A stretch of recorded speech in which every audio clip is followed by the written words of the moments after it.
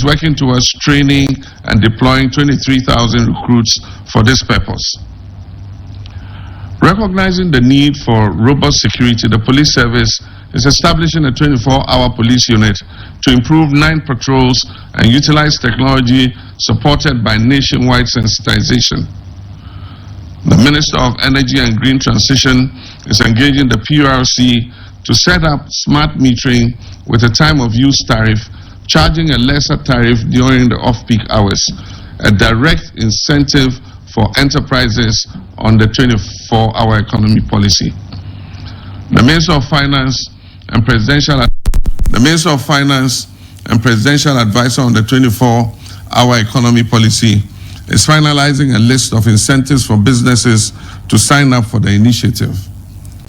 The Ghana Publishing Company Limited has also begun 24-hour printing operations. In fulfillment of the 120-day commitment, we're pursuing new avenues of job creation, expanding employment opportunities, particularly for young graduates, and empowering the private sector as a key driver of sustainable job creation. We promise to establish an accelerated Export Development Council to promote exports as a key strategy for economic transformation. I'm glad to report that on Monday, I inaugurated a 19-member Accelerated Export Development Advisory Committee, which I chair myself. This committee will monitor export activities and performance across all ministries, departments, and agencies, including the Ghana Export Promotion Authority. We will not accept any business-as-usual attitude. The committee's functions include reviewing performance reports, monitoring targets, refining trade policy, deliberating on international trade issues, and providing policy guidance for exports. Ghana's export sector faces challenges, including cumbersome documentation processes, requirements from under-resourced regulatory bodies, and inefficiencies at our ports. According to the International Trade Center, these inefficiencies cost Ghana $4.3 billion yearly in losses, export losses. Sectors such as fisheries face contamination issues, and vital segments including women and SMEs remain underrepresented in our export sector. Establishing the Accelerated Export Development Authority Committee is crucial as a central platform for coordinating reforms, driving execution, and unlocking Ghana's full export potential. Under this Accelerated Export Advisory Committee, our bold strategy to grow non-traditional export earnings by several multiples over the current $3.5 billion exported annually by at least 2028. The Africa Continental Free Trade Area offers an unprecedented opportunity, and we're positioning Ghana as a regional manufacturing and export hub. This year, we aim to triple the number of companies certified under the African Continental Free Trade Area Rules of Origin. We intend to scale up our export readiness, training for youth and women, and expand into new markets while consolidating our existing partnerships. Ghana will become a hub for products, digital services, knowledge exports, and our creative industries. Convening a national consultative conference on education. I promise to convene a national consultative conference on education to build consensus on the necessary improvements to our education sector. I'm glad to report that this promise has been fulfilled. Over 2,000 proposals were received, including a survey on free senior high school with 20,000 respondents. The report on the consultations will be ready by the end of May 2025 and will be made public. The extensive consultation was crucial to building a genuine national consensus for sustainable reform in our education sector. The no academic fee policy for all first-year students in public tertiary institutions was a key promise to ease burden on families and expand access to higher education. My government has taken concrete steps to implement this. 452,940,012 Ghana cedis has been allocated for the payment of academic facility user fees for 156,294 first-year students in public tertiary institutions for the 2025 academic year. GhPage has also been instructed to pay the fees directly to the tertiary institutions, ensuring timely disbursement. The no-fee stress application portal has been developed and is now live for first-year students to register and authenticate their eligibility for this government funding. Introducing social interventions, free tertiary for persons with disability, and Mahama Cares program. We're committed to introducing vital social interventions like the free tertiary education for persons with disability and the Ghana Medical Trust, otherwise fund, otherwise called Mahama Cares. For free tertiary education for persons with disabilities, budget allocation for beneficiary students has been captured in the 2025 budget statement. The Minister for Education has made relevant data available for GhPage so that it can prepare for the payments for this 2025-2026 academic year. The Ghana Medical Trust Fund is a bold national policy that provides direct financial support to Ghanaians who are suffering from chronic diseases that are not fully covered by our National Health Insurance Scheme. It serves as a lifeline for chronic disease care. On April 29, 2025, I officially launched the fund at the University of Ghana Medical Center, where I pledged 6 months of my salary as my contribution to start. Vice President Nana Jane also pledged 4 months of her salary to the Mahama Cares Fund, and I have since directed that every government appointee of mine should contribute at least the equivalent of 1 month's salary to the fund. This includes CEOs and all other appointees. I encourage every Ghanaian to contribute as you are willing and able. The short code for the contributions across all mobile networks is *225#. *225#.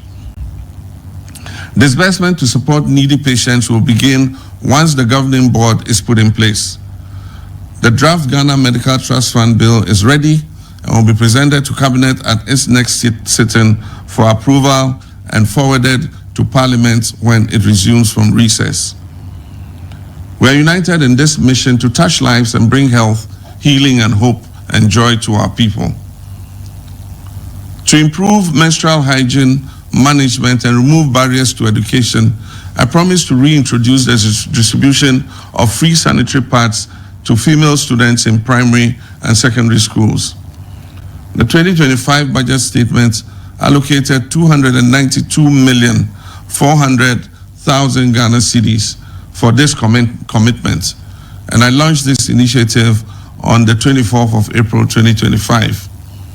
Procurement is ongoing for over 6 million sanitary pads, with each student receiving 3 packets per term at the basic level and 4 packets per semester at the secondary level.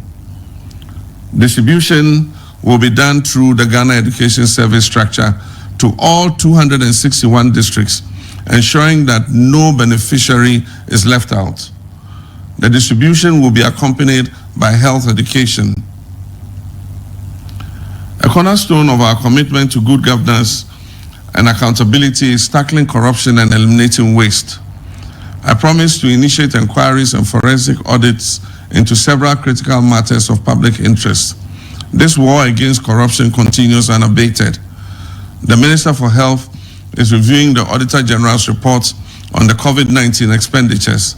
After the review, the appropriate actions will be taken. The Sputnik V scandal is under investigation. The Minister for Finance has launched an inquiry into the collapse of indigenous banks and financial institutions. And make no mistakes, facts will be unearthed, culprits will be punished, and lessons will be learned. The Minister for Energy and Green Transition has commenced investigations into the PDS scandal. Deloitte and Touche is conducting an independent audit of the National Cathedral project. I expect their report by the end of this month. A number of officials have been invited and questioned concerning the 13th African Games. On April 30th, 2025, the Attorney General filed 11 charges against a former National Signals Bureau Director General and others for various offenses. Charges will also be filed in the Accra SkyTrain and the National Service Ghost Name scandal. The Office of the Presidential Advisor on Corruption will continue to receive complaints and reports regarding graft for onward transmission to the Attorney General, building on the success of the oral mechanism, which received over 2,000 complaints in just a few weeks. As promised, my commitment to fighting corruption is not limited to recovering loot from past appointees. We will also ensure that our own appointees serve Ghanaians responsibly and are held to the highest standards of accountability. To reinforce public trust and ensure equitable access to state resources, I pledge to implement a government policy prohibiting political appointees from purchasing state assets.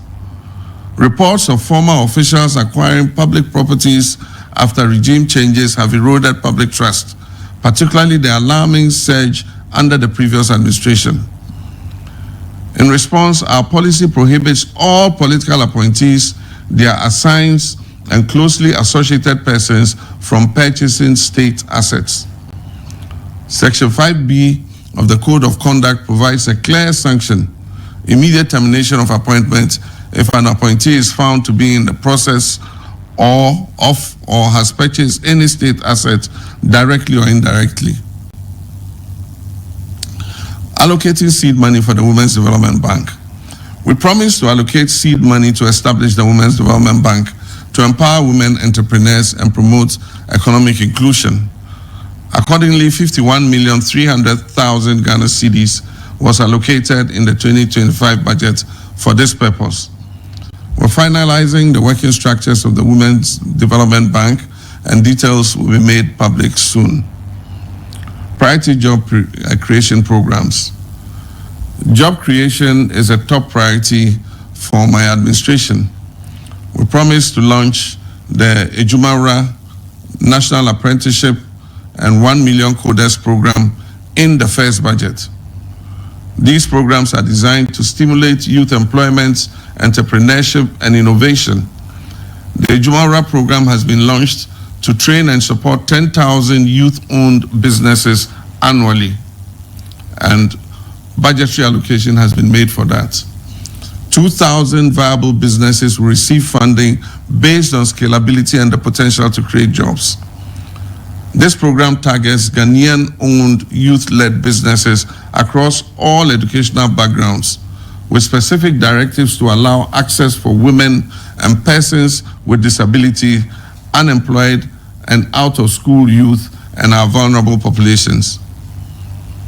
Under the National Apprenticeship Program, the goal is to provide vocational training for more than 500,000 young Ghanaians over the next 5 years, beginning with an initial 10,000 apprentices. The beneficiaries will receive training in high-demand sectors. They will receive stipends and starter toolkits and certification at the end of their training. A dual apprenticeship model blending classroom instructions with hands-on training will be used. I've directed the prioritization of women. At least 45% of apprentices must be women, and persons with disability, at least 5% of trainees must be persons with disability and marginalized groups. The 1 million coders program is a cardinal initiative for a digitally inclusive, data-driven economy. 1 million young Ghanaians will be trained in digital skills for the business process outsourcing and KPO sectors. The pilot training began in the Greater Accra, Ashanti, Bono, and Upper East regions. The technology sector is a key pillar of Ghana's economic reset, and we're taking bold steps to equip our youth to be the future of work. Commence review of Customs Amendment Act 2020. To rescue the local automotive repair industry, we promise to begin the review of the Customs Amendment Act 2020 to remove the law banning the importation of salvage vehicles. The Minister for Trade and Agribusiness has extensively engaged relevant stakeholders, including new and second-hand car dealers and assemblers. Her report has been forwarded to the Ministry of Finance, where a draft bill is being prepared for Parliament. To ensure fairness and transparency and eliminate political patronage and corruption in awarding government scholarships, we promise to lay before Parliament a new bill to streamline administration and prohibit political appointees from accessing government scholarships. Cabinet has given policy approval for the new Scholarships Authority Bill to be laid before Parliament to fulfill this promise. I hope Parliament will consider and pass this bill expeditiously when it resumes sitting. This bill will establish the Ghana Scholarships Authority, a fair and transparent system focused on needy and deserving students and national development priority areas. Protecting our environment, especially from the threat of illegal mining, has been a strong commitment. We promise to ban illegal and new mining activities in forest reserves and roll out our Tree for Life and Blue Water initiatives to heal and sustainably harness our environment. In the first 120 days, we've taken decisive action through a 5-pronged strategy to overhaul and sanitize the mining sector. This includes regulatory reforms and strengthening the law enforcement, including joint task forces, arrests and seizures of mining equipment, stakeholder collaboration, reclamation of degraded lands. 7 out of 9 forest reserves have been reclaimed. Illegal miners have been flushed out of these forest reserves. Concerning the ban on mining in forest reserves, on March 20th, 2025, a legislative instrument, LI 2462, was presented to Parliament to amend the Environmental Protection Mining in Forest Reserves Regulation. This amendment removes the President's power to grant approval for mining in forest reserves. I plan also to amend the Minerals and Mining Act 2003, Act 703, to completely prohibit mining in forest reserves.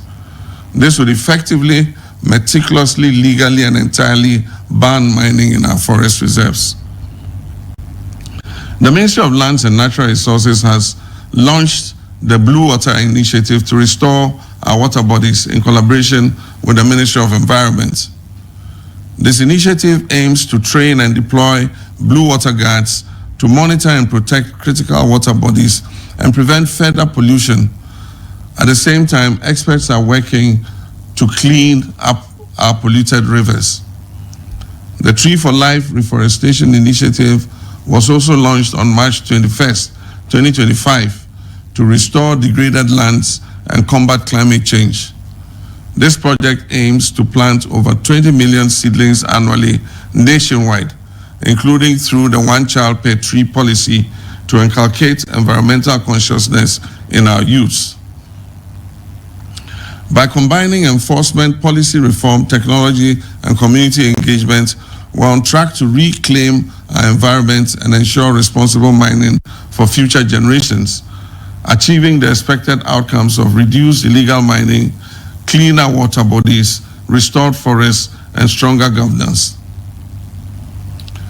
To transform Ghana into the preferred tourism destination and showcase our rich heritage, we promise to launch the Black Star Experience Initiative as our flagship culture, arts, and tourism brand. I launched this initiative on May 1st, 2025. The Black Star Experience is not a one-day event, but a structured year-round program designed to showcase Ghana's excellence through monthly themes and events spanning heritage, music, fashion, gastronomy, innovation, and more. The approach is to create a seamless and immersive experience for local and international tourists, ensuring year-round engagement, boosting our economy, and celebrating the vibrant tapestry of Ghanaian culture. We promise to commence investigative processes into security agencies to purge state security agencies of militia and vigilante elements and enhance professionalism. A board of inquiry has been established by the Ghana Armed Forces to investigate recent recruitment processes, aiming to uncover discrepancies and implement corrective measures. Robust background checks are ongoing for all recruits and serving personnel, and mandatory ideological reorientation sessions are planned to reinforce military neutrality, national unity, and loyalty to the state and the Constitution. A biometric database is being introduced to cross-check personnel against national criminal and security intelligence records, automatically disqualifying applicants linked to political vigilante networks. This aims to decentralize and depoliticize recruitments. Similar processes are underway across other security agencies, including the police, fire, service, and prison services. Reopening investigations into major unresolved criminal cases. Delivering justice is crucial for national healing and trust in our institutions. And so we promise to open investigations into major unresolved criminal cases, including the 2020 elections killings, Ayawaso Wogombai election violence, and the murder of Ahmed Swale and Silas Wolochami. The new Inspector General of Police has established a special task force. Investigations have been reopened and progress is being made. In the tragic murder of Ahmed Hussein Swale 6 years later, the police service have made an arrest and the suspect was arraigned before court and remanded. Investigations are also ongoing into the election 2020 Teshiman South incident where 2 lives were lost. In Odododio, where 2 persons died, 3 individuals have been charged with conspiracy and murder and committed for trial at the High Court. In Ablikuma Central, where a military officer is alleged to have caused a death, the scene has been revisited and a request was made to the Chief of Army Staff for the release of the personnel involved to assist in investigations. For the tragic death of Silas Wolochami in Banda, the Attorney General's office under the previous administration had advised against prosecution due to lack of evidence.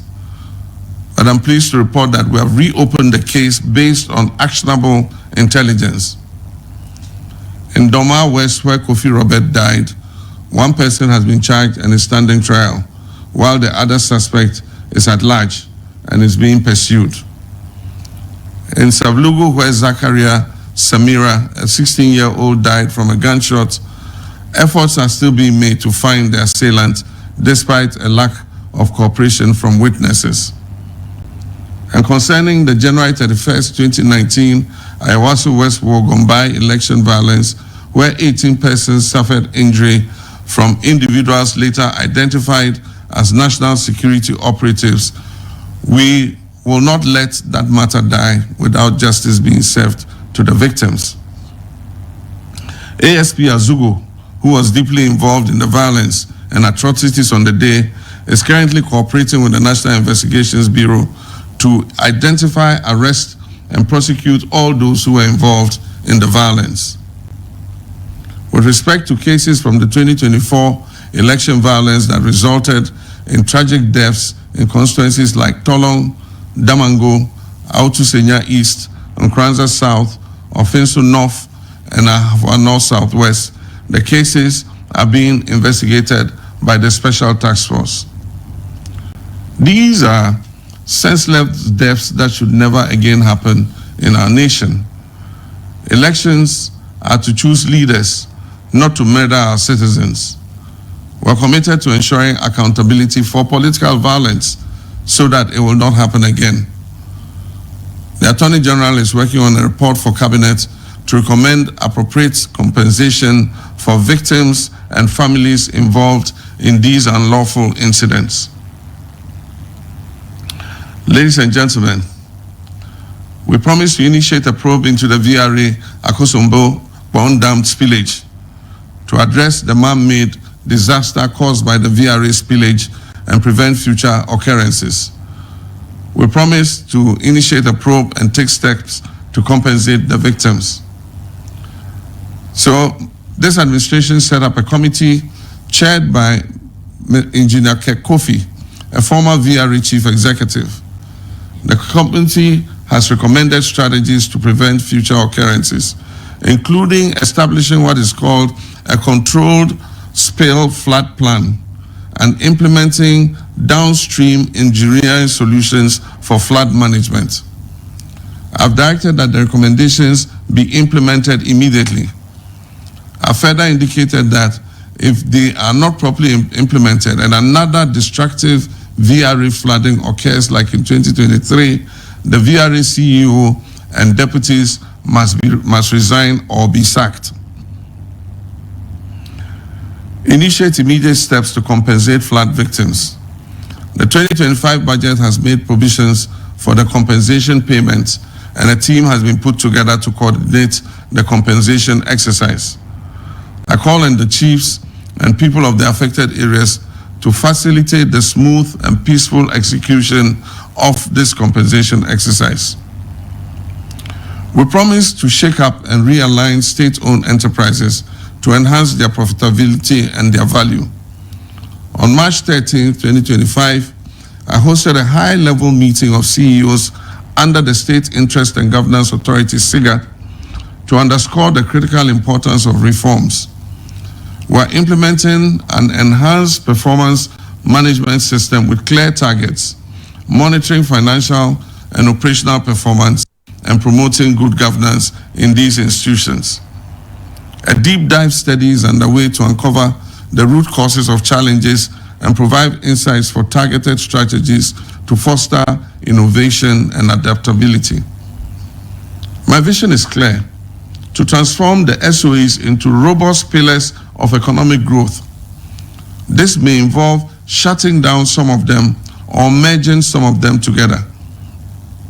SIGA is facilitating discussions to revive the produce buying company, deliberating with the Ghana Stock Exchange about the potential listing of at least 10 of the SOEs on the stock exchange, and encouraging them to prioritize dividend payments as their primary objective this year. My fellow citizens, this has been a comprehensive account of our actions in the first 120 days of my administration.